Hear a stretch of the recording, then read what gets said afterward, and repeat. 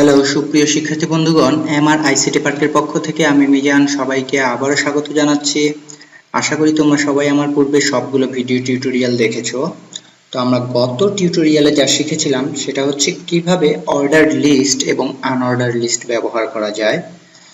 সেই সাথে পাশাপাশি আরো একটা জিনিস শিখেছিলাম, সেটা হচ্ছে কিভাবে নির্দিষ্ট একটি ফরম্যাটের লেখাকে অপরিবর্তিত রেখে আমাদের ব্রাউজারে আউটপুট প্রদর্শন করানো যায়। তো তার জন্য আমরা প্রি ট্যাগ ব্যবহার করেছিলাম, PRE, আর অর্ডার লিস্টের জন্য OL, আনঅর্ডার লিস্টের জন্য UL। তো এখন গত পর্বের যা কোডগুলো লেখা হয়েছিল সেগুলো এখানেই আছে। এখন আমরা আউটপুটটা দেখে আসি। তো আউটপুটটা ছিল এরকম। এখন তোমাদের মনে কোশ্চেন জাগতেই পারে যে আচ্ছা ঠিক আছে, এই লেখাগুলো এক রকমের লেখা হলো, অথচ এই লেখাটা কবি সাহিত্যিকের লেখাটা একটু অন্য রকমের লেখা হলো, কিন্তু কেন? এটাও কি ওই রকম লেখা হতে পারে না? হ্যাঁ, অবশ্যই হতে পারে, তবে তার জন্য আমাদেরকে আরো কিছু এক্সট্রা কাজ করতে হবে। যেমন এই যে এখানে আমরা যে প্রি ট্যাগ ব্যবহার করেছিলাম, তো এই প্রি ট্যাগের মধ্যে আমাদেরকে বলে দিতে হবে ফন্ট ফ্যামিলির নামটা। তার মানে এটা কোন লেখা হচ্ছে, কোন স্টাইলে লেখা হচ্ছে সেই নামটা বলে দিতে হবে। যেমন আমাদেরকে স্টাইল শব্দটা ব্যবহার করতে হবে। স্টাইল শব্দ ব্যবহার করার পর লিখে দিতে হবে ফন্ট ফ্যামিলি। তারপর এখন আমাকে কি লিখতে হবে? সাপোজ ওই লেখাটা ছিল টাইমস নিউ রোমান, তাহলে আমাকে টাইমস স্পেস তারপরে নিউ তারপর আবার স্পেস আরও MAN Roman, Times new Roman লিখলাম। এখন যদি আমি আউটপুটটা দেখতে চাই, দেখো ফন্ট ফ্যামিলি এটা কিন্তু একটা লেখার স্টাইল, সেই লেখাটা কেমন ক্যাটাগরির হবে? তার নামটা। তাহলে টাইমস নিউ রোমান হলো। এখন আমরা আউটপুটটা দেখে আসি। সেভ করার পরে দেখো এখন এটা একটু সরে এসেছে, কারণ টাইমস নিউ রোমানের ফরম্যাটটাই এরকম যে বেশি অংশ বাম পাশে চলে আসবে, কিন্তু এর আগে যে অংশটা ছিল সেটা বেশি মাঝামাঝি ছিল, এখন সেগুলো প্রায় বামের দিকে চলে এসেছে। ঠিক আছে, এটাই হচ্ছে স্ট্যান্ডার্ড। এখন তারপরও লেখাটা তো ছোটই থেকে গেল। হ্যাঁ, লেখাটা অনেকটা মিল হয়েছে, বাট লেখার সাইজটা ছোট। যদি আমাদেরকে লেখার সাইজটা বড় করতে হয়, তাহলে আমাদেরকে কি করতে হবে? এর পাশে এখন ফন্ট সাইজের কথা উল্লেখ করে দিতে হবে। তাহলে ফন্ট সাইজটা কি? ফন্ট সাইজ হচ্ছে বাই ডিফল্ট ফন্ট সাইজ 12 থাকে। তো আমরা এখন এই ফন্ট সাইজটা কত করে দিব? মনে করলাম 16 করে দিব। তাহলে 16 পিক্সেল। তারপর এইটাকে আবার সেভ করলাম, কন্ট্রোল S। এখন যদি আমি আউটপুট দেখি, দেখো রিফ্রেশ করলাম, আউটপুট দেখতেছি, হ্যাঁ প্রায় একই রকম লেখা হয়ে গেছে। এখন তুমি যদি মনে করো যে না আমার এই লেখাটা আরো বড় হবে, তাহলে কোনো সমস্যা নেই, আমরা এই 16-র জায়গায় 20 করে দিলাম, 20 করে সেভ করলাম। তার মানে 20 পিক্সেল দেখতে চাচ্ছি। ঠিক আছে, 20 পিক্সেল দেখা হোক।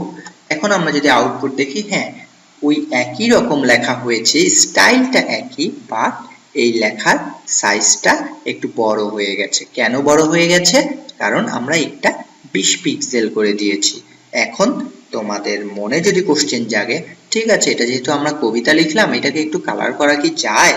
হ্যাঁ অবশ্যই যায়। তাহলে তার জন্য আমাকে কি করতে হবে? এই যে সেমিকোলন যে শেষ করলাম, এই সেমিকোলনের পর আমি আরেকটা অ্যাট্রিবিউট যোগ করে দিব। সেই অ্যাট্রিবিউটের নাম হচ্ছে কালার। তার মানে কালারটা কি বলে দিব? এখন আমি যা খুশি তাই বলে দিতে পারি, BLUE, ব্লু। যদিও এটা ভ্যালিড ওয়ে না, তারপরও আমি ব্লু শব্দটাই লিখলাম। এরপর আমি যদি রিফ্রেশ করে দেই, এখন আউটপুট দেখি, হ্যাঁ দেখো এখন কিন্তু আমার কবিতাটা কি হয়েছে? কবিতাটা আমার নীল রঙের হয়ে গেছে। Very good. তার মানে গতদিনের টিউটোরিয়ালটা মোটামুটি আমরা অনেক ভালোভাবেই শিখে ফেলেছি বা প্রয়োগ করেছি। এখন তোমরা নিজেরা এর মধ্যে আরো বেশ কিছু ঘাটাঘাটি করতে পারো, এই কোডটুকুকে আরো মডিফাই করতে পারো। ঠিক আছে, তাহলে তোমরা আরো বেশি কিছু শিখতে পারবে। তো আজকে আমার এই জিনিসটা দেখানোর কথা নয়, আমি যে জিনিসটা দেখাবো বলে চিন্তা ভাবনা করেছিলাম সেটা হচ্ছে তোমাদের এইচএসসি লেভেলে পরীক্ষায় যেই সব কোশ্চেন আসে সেগুলো। তো কি কোশ্চেন আসে? সচরাচর এইচটিএমএল এর উপর যে কোশ্চেনগুলো আসে সেটা হচ্ছে কোনো ওয়েব পেজে ছবি সংযোজনের নিয়মটি লিখো। এটা সচরাচর 3 মার্কস থাকে, মানে গ নাম্বারের কোশ্চেন হয়। হাইপারলিংক কি? কোনো ওয়েব পেজে হাইপারলিংক ব্যবহারের নিয়মটি লিখো। এইখানেও 3 মার্কস থাকে। কোনো ওয়েব পেজের ব্যাকগ্রাউন্ড কালার, ব্যাকগ্রাউন্ড ইমেজ কিভাবে চেঞ্জ করতে হয়, তার মানে এটা দুইটা কোশ্চেন হয়। কখনো কোনো ওয়েব পেজের ব্যাকগ্রাউন্ড কালার কিভাবে চেঞ্জ করবে, এটা একটা কোশ্চেন হতে পারে। আবার কখনো কখনো কোনো ওয়েব পেজের ব্যাকগ্রাউন্ড ইমেজ কিভাবে চেঞ্জ করবে তা লিখো, এইভাবে কোশ্চেনটি আসতে পারে। তো দুইটা কোশ্চেনের অ্যান্সার যদিও অনেকটা একই রকম, তারপরেও একটু আলাদাভাবে অ্যান্সারটা দিতে হবে। তারপরে আবার আরেকটি কোশ্চেন আসে, কোনো ওয়েব পেজে বাংলা লেখা কিভাবে প্রদর্শন করবে, বা বাংলা লেখার প্রয়োগটি লিখো, বাংলা প্রদর্শনের নিয়মটি লিখো, এরকম একটা কোশ্চেন আসে। তো এইটাতেও কিন্তু 3 মার্কসই থাকে। টেবিল কি? টেবিলের বিভিন্ন ট্যাগ সমূহের নাম লিখো। এটায় কখনো 2 মার্কস থাকে, কখনো 3 মার্কস থাকে। বাট এই যে নিচের যেই কোশ্চেনটা, নিচের টেবিলটির এইচটিএমএল কোড লিখো, এইটা কিন্তু তোমরা চোখ বন্ধ করে মনে রাখতেই হবে বা মনে করতেই হবে যে এই কোশ্চেনটা পরীক্ষায় আসবেই আসবে। কাজেই কি রকম কোশ্চেন হবে, এখানে যে টেবিলটা দেয়া আছে এই টেবিলটাই এঁকে দিলে হবে না। এই টেবিলটা যেভাবে ব্রাউজারে প্রদর্শন করবে, যা লিখলে ঠিক সেই লেখাটাই, কম্পিউটারে আমরা যা লিখতাম ঠিক ওই লেখাটাই আমাদের পরীক্ষার হলের খাতায় শুরু থেকে শেষ পর্যন্ত লিখে দিয়ে আসতে হবে। তার মানে সম্পূর্ণ এইচটিএমএল কোডটি লিখে দিয়ে আসতে হবে। তার মানে এখানে যেই কোশ্চেন গুলো দেয়া আছে এগুলোই সচরাচর বেসিক কোশ্চেন হিসেবে পরীক্ষা আসে এবং খুবই কমন কোশ্চেন হিসেবে পরীক্ষা আসে। এগুলো সবই 3 মার্কস এবং 4 মার্কসের জন্য আসে। যেমন নিচের এই কোশ্চেনটা, এটা কিন্তু 4 মার্কসের জন্য পরীক্ষায় আসে, তার মানে এটাতে 4 নম্বর থাকে। গুড। এখন আজকে তাহলে আমরা কি শিখব? আজকে আমরা যা শিখব সেটা হচ্ছে কোনো ওয়েব পেজে ছবি সংযোজনের নিয়মটি লিখো। তার মানে 1 নাম্বার কোশ্চেনের অ্যান্সারটা আগে শেখার চেষ্টা করি। তাহলে আমরা আমাদের কোডে ফিরে যাই। ঠিক আছে? তো যেহেতু আমরা ছবি ব্যবহার করব, তাহলে তার জন্য আমরা কি করব? তার জন্য আমরা আরেকটা ফাইল তৈরি করব। তার মানে এইটার নাম ছিল 4.html, আজকে আমরা ইমেজ ব্যবহার করব, তাহলে এর জন্য আরেকটা ফাইল ক্রিয়েট করতে হবে। তার মানে আমি ফাঁকা জায়গায় ডাবল ক্লিক করেছি, এখন এরকম একটি পেজ এসেছে। আমি নতুন করে আবার কোডটা লিখতে চাচ্ছি না, কারণ নতুন করে কোডটা লিখলে আবার সময় বেশি লেগে যাবে। এই জন্য আমি আগের কোডটাকেই কপি করে পেস্ট করে দিলাম এই জায়গাটাতে। এরপর এটাকে সেভ করতে চাচ্ছি, সেভ অ্যাজ এটাতে ক্লিক করলাম। এরপর আমাদের ঠিক ডেস্কটপের মধ্যে ওই যে MRICT পার্ক নামে যে ফোল্ডারটি ছিল, ওই ফোল্ডারের মধ্যে আমি নতুন একটি ফাইল তৈরি করতে যাচ্ছি, যার নাম দিতে যাচ্ছি কি 5.html। তার মানে কি নাম দিতে যাচ্ছি? 5.html। তাহলে সেভ এস টাইপ, এখান থেকে ক্লিক করে আমাকে HTML ফাইলটি সিলেক্ট করে নিতে হবে। তার মানে এক্সটেনশন আমার সিলেক্ট হয়ে গেল। এখন এই ফাইলের নামটি লিখতে হবে। এই ফাইলের নামটি কি লিখব? five.html। ঠিক আছে? লেখার পর এখন সেভে ক্লিক করব। ঠিক আছে, সেভে ক্লিক করার সাথে সাথে দেখো কালারফুল হয়ে গেল, তার মানে রঙিন এডিটরের কাজ করলো। এখন আমি কি করব? আমার এই জিনিসগুলো লাগবে না, তার মানে আমার বেসিক স্ট্রাকচার যা, সেই বেসিক স্ট্রাকচারটাকে আমি অপরিবর্তিত রেখে বাদ বাকি অংশটুকুকে আমি কি করলাম? ডিলিট করে দিলাম। তাহলে এই অংশটা আমাকে নতুন করে আরেকবার লিখতে হলো না। কিন্তু এখানে যা আছে এটাই কিন্তু আমার বেসিক স্ট্রাকচার। তার মানে এখান থেকে শুরু করে এই পর্যন্ত টাইটেলে যা লেখা আছে, এই লেখাটা কোথায় দেখা যাবে? এটা ব্রাউজারের উপরে প্রদর্শন করবে। ঠিক আছে, এখন আমরা আমাদের কোশ্চেনটা কি ছিল? কোনো ওয়েব পেজে ছবি সংযোজনের নিয়মটি লিখো। তার মানে কোনো ওয়েব পেজে কিভাবে ছবি সংযোজন করা যায়। ঠিক আছে, এখন ছবি যেহেতু সংযোজন করতে হবে, এটা কোন জায়গার কাজ? এটা কিন্তু বডি ট্যাগের ভিতরের কাজ। তার মানে আমরা বডি ট্যাগের ভিতরে কার্সরটা রেখে এর মধ্যে আমাদেরকে যেটা ব্যবহার করতে হবে সেটা হচ্ছে ইমেজ ট্যাগ ব্যবহার করতে হবে। তো বরাবরই আমরা বডির ভিতরে কিভাবে লেখা শুরু করি, প্যারাগ্রাফ দিয়ে লেখা শুরু করি। তাহলে প্যারাগ্রাফের জন্য কি করি, পিপি ট্যাগ ব্যবহার করি। আমরা এখানেও পি ট্যাগ ব্যবহার করলাম, স্ল্যাশ দিয়ে পি ট্যাগটি শেষ করে দিলাম।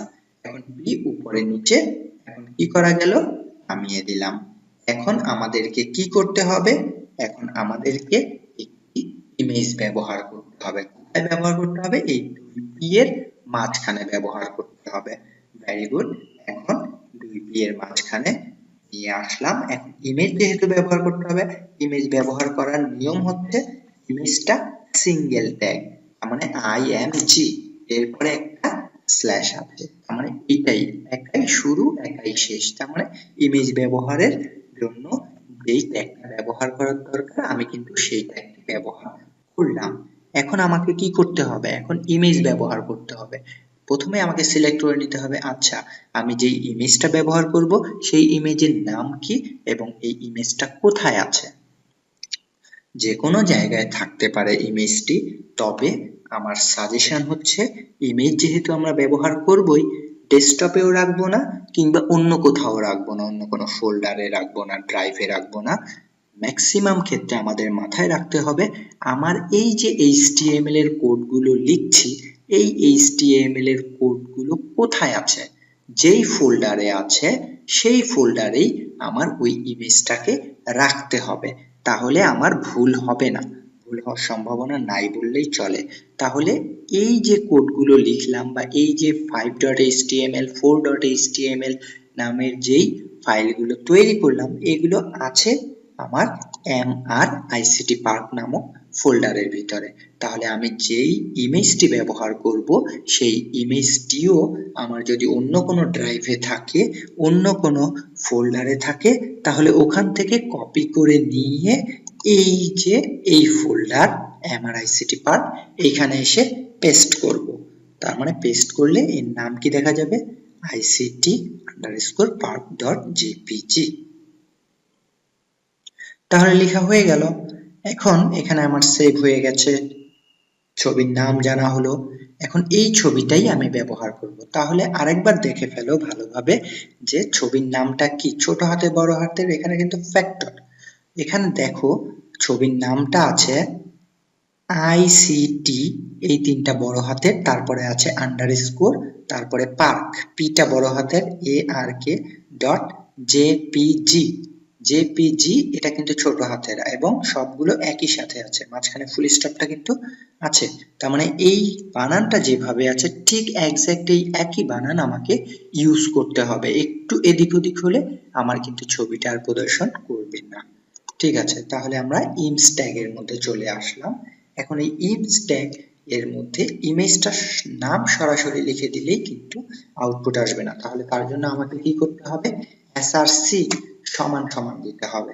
তাহলে src ইমজ মানে হচ্ছে ইমেজ, src মানে হচ্ছে সোর্স। তাহলে সোর্স কোথা থেকে আসছে, সোর্সের নাম এখন ডাবল কোটেশনের মধ্যে বলে দিতে হবে। তাহলে সোর্স অন্য কোনো ফোল্ডার থেকে আসবে না, অন্য কোনো ড্রাইভ থেকে আসবে না, আমার এই একই ফোল্ডারে এটাকে রেখে দিয়েছি। তাহলে এই ইমেজের নামটা শুধু লিখবো। তাহলে ইমেজের নামটা ছিল ICT_, বড় হাতের PARK, তারপরে ফুল স্টপ জেপিজি, তার মানে এই নামটা ছিল। তাহলে এই নামটাকে সেভ করলাম, Ctrl+S সেভ করলাম। সেভ করার পর এখন যদি আমি আউটপুট দেখতে চাই, এর আউটপুট কিভাবে দেখতে হয় আমরা জানি। এর আউটপুট দেখতে হয় রানে গিয়ে লঞ্চ ইন ইন্টারনেট এক্সপ্লোরার লিখলেই আউটপুটটা চলে আসে। তো দেখো এটার আউটপুট এভাবে চলে এসেছে। হ্যাঁ, এটার আউটপুট এভাবে চলে এসেছে। এখানে যদি ক্লিক করি, ম্যাক্সিমাইজ করি, তাহলে দেখো অনেক বড় একটা ছবি চলে এসেছে। এই ছবিটা অনেক বড়, ঠিক আছে। যেমন এই সাইজের মধ্যে যদি আমাকে দেখতে হয়, তাহলে দেখো ইমেজটাকে দেখার জন্য আমাকে স্ক্রল করে দেখতে হচ্ছে। তার মানে এদিক থেকে উপরে নিচে বামে ডানে এই যে মুভ করে দেখতে হচ্ছে পুরো ছবিটা। তাহলে এটা একটা বোরিং ব্যাপার হয়ে দাঁড়ালো। তাহলে এই ছবিটা কখনো কখনো ওয়েবসাইটে যদি একটা ছবি এত বড় থাকে, তাহলে কেউই এই ওয়েবসাইটের প্রতি আকর্ষণ কি করবে না, কারো আকর্ষণ জাগবে না, সে এই ওয়েবসাইটের প্রতি আগ্রহ হারিয়ে ফেলবে। কারণ কখনো কখনো কোনো কোনো ওয়েবসাইটে ছোট ছোট আকারের অনেকগুলো ছবি দেখা যায়, তাহলে আমাদেরকে এই ছবিটার সাইজও ছোট করে দিতে হবে। এখন এই ছবিটার নাম যা তাই যদি কেউ লিখে, তাহলে এই ছবিটার রেজুলেশন যা ছিল, উইথ হাইট যা ছিল, ঠিক ততটা সাইজেরই ছবিটা সে প্রদর্শন করবে। যদি অনেক বড় মাপের ছবি হয়ে থাকে, যেমন 5 ফিট 7 ফিট আকারের যদি কোনো ছবি হয়ে থাকে, তাহলে 5 ফিট 7 ফিট আকারেরই ছবিটা ব্রাউজারে দেখা যাবে এবং তোমাকে ওইভাবে স্ক্রল করে ডানে বামে মুভ করেই তাকে দেখতে হবে। কিন্তু কাউকে যদি দেখাতে চাও যে না, ডানে বামে মুভ করার দরকার নেই, আমি নির্দিষ্ট এর একটি সাইজ করে দিব, তাহলে তার জন্য আমাকে এই ইমেজের এসআরসি যেই ট্যাগ অ্যাট্রিবিউটটি ব্যবহার করলাম, এরপরে আরো একটি অ্যাট্রিবিউট ব্যবহার করতে হবে। তাহলে এই অ্যাট্রিবিউটের নাম হচ্ছে উইথ।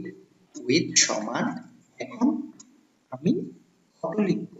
উইথ সমান যদি আমি 300 লিখি, ঠিক আছে, উইথ সমান 300। এখন হাইটও বলে দিতে হবে, হাইটটা কত, ছবিটার হাইট কত, হাইট সমান, এখন আমি যদি এটাকে 200 লিখে দেই, তারপর যদি সেভ করি, কন্ট্রোল এস, সেভ করলাম। এখন যদি আমি আউটপুট দেখতে চাই, এখন এইটাতে রিফ্রেশ দিব, তাহলে রিফ্রেশ দিলে দেখো এখন কিন্তু ছবিটা আগের থেকে তুলনামূলক বেশ ভালো লাগছে, তার মানে পুরো ছবিটা একবারেই দেখা যাচ্ছে। তাহলে MRICT পার্ক নামের একটা ছবি ছিল, তাহলে ছবিটাকে খুব সুন্দরভাবে দেখা গেল, আমাকে স্ক্রল করার কোনো দরকার পড়লো না। তাহলে এখন তোমাদের মনে কোশ্চেন জাগতে পারে, আচ্ছা ঠিক আছে, এখানে উইথ যে লিখলাম, উইথ 300 লিখলাম এবং হাইট 200 লিখলাম, তাহলে এগুলো কি? এরপরে তো আমি পিক্সেল দিলাম না। হ্যাঁ, এগুলো পিক্সেল। এখন এগুলো হচ্ছে HTML এর পিওর অ্যাট্রিবিউট। HTML এর পিওর অ্যাট্রিবিউটের সময় আমাদেরকে স্টাইল শব্দটি ব্যবহার করতে হয় না, স্টাইল শব্দটি ব্যবহার করতে হয় CSS এর মধ্যে।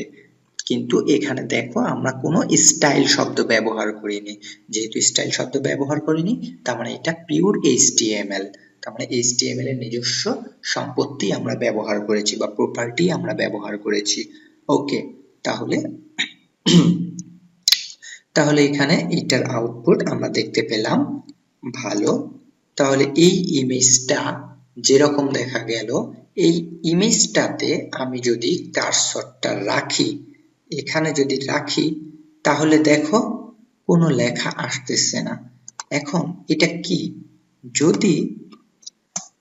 যদি মনে করো এই ইমেজ, কখনো কখনো আমাদের দেশে দেখা যায় যে ইন্টারনেটের স্পিড খুবই স্লো, তার মানে কি কোনো ইমেজ থাকলে কোনো ওয়েবসাইটের ইমেজটা দেখা যায় না।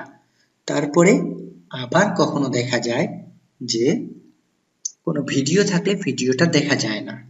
তো মনে করলাম যে আমার ইন্টারনেট স্পিড স্লো, তাহলে আমার এই ইমেজটা দেখা যাবে না, অথবা কোনো কারণে যদি এই ইমেজটা নষ্ট হয়ে যায়, তাহলে সেই ইমেজটাও দেখা যাবে না। ওয়েবসাইটে কখনো কখনো ইমেজ নষ্ট হতেই পারে, আবার কখনো কখনো যেই ফোল্ডারে রাখা হয়েছে সেই ফোল্ডার থেকে কেউ আরেক ফোল্ডারে সরিয়ে রাখতে পারে। আবার কখনো কখনো কি হতে পারে, কেউ এই ইমেজের নামটাই চেঞ্জ করে দিতে পারে। যেমন একটু আগে ফোল্ডারের ভিতরে নাম কি ছিল? নাম ছিল ICT_park। এখন কেউ এর নাম শুধু পার্ক লিখে দিতে পারে, অথবা কেউ শুধু ICT লিখে দিতে পারে। তাহলে একটু চেঞ্জ হলেই, এদিক ওদিক হলেই কিন্তু আর এই ছবিটা দেখা যাবে না। তাহলে মনে করো যে আমি কি করতে চাচ্ছি, এই ছবিটার উপরে যদি কার্সরটা রাখি, দেখো এই যে কার্সরটা ছবিটার উপরে নিয়ে আসলাম, দেখো কোনো লেখা আসলো না। এখন ইন্টারনেট স্পিড যদি খুব স্লো থাকে, তাহলে যাতে আমার ওই ছবিটা দেখা না গেলেও ছবিটার পরিবর্তে অন্য আরেকটি লেখা চলে আসে, তাহলে সেই কাজের জন্য আমাকে আরেকটি অ্যাট্রিবিউট ব্যবহার করতে হবে, এবং এই অ্যাট্রিবিউটের নাম হচ্ছে alt। alt সমান, alt মানে হচ্ছে অল্টারনেটিভ ট্যাগ। alt সমান, এখন আমি কি ব্যবহার করব? মনে করো ওইটা কিসের ছবি ছিল? আমার এটা কিসের ছবি ছিল? এটা হচ্ছে আইসিটি পার্কের ছবি ছিল। তার মানে আমি এখানে বলে দিতে পারি a picture of MRICT park, এটা লিখলাম। তার মানে অল্টার ইকুয়ালস টু এটা লিখলাম। এখন এখানে অনেক বড় নাম লিখলাম এবং অনেক গ্যাপ দিয়ে লিখলাম। হ্যাঁ, এখানে কোনো রেস্ট্রিকশন নাই অল্টারনেটিভ ট্যাগের মধ্যে। এখানে আমি এক লাইনেও লিখতে পারি, একটা ওয়ার্ডও লিখতে পারি, একটা অক্ষরও লিখতে পারি, যা খুশি তাই লিখতে পারি। ঠিক আছে, বাট বাদ বাকি যেগুলো আছে সেগুলোতে কিন্তু অবশ্যই রেস্ট্রিকশন আছে। আচ্ছা, এখন এর আউটপুট কি দেখা যায়? এখন এর আউটপুট দেখার জন্য আমাকে কোথায় যেতে হবে? ব্রাউজারে চলে যেতে হবে। ব্রাউজারে গিয়ে রিফ্রেশ করলাম। রিফ্রেশ করার পর এখন এটার আউটপুট দেখা যাবে, কিন্তু ছবিটা ঠিকই আসছে, কিন্তু ওই লেখাটা তো দেখা যাচ্ছে না। হ্যাঁ, কেন দেখা যাচ্ছে না? কারণ ওখানে অল্টারনেটিভ লেখা হয়েছে।